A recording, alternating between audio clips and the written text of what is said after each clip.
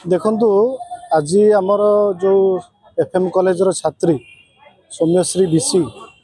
तांकर आज अकाल वियोग घटी तेणु आम बालेश्वर प्रगति मंच तरफ आज ये सिनेमा छकटार शोकसभा पालन कलु। आमर ये जिनस जो आज घटी जो मृत्यु घटी आज्ञा आम जहाँ जाना कथा आम जहाँ जाचु 6 मास है चली जिनस किंतु या कौन सी कारण या चपा है अति जिते है आमर भौणीटे इमिति डिसीजन नहीं तेणु एटा बालेश्वर खाली बालेश्वर नुह सारा ओडिशा पाई एटा गोटे बहुत मर्माहतर जिनस आ बालेश्वर एफएम कॉलेज रे इमिति के आम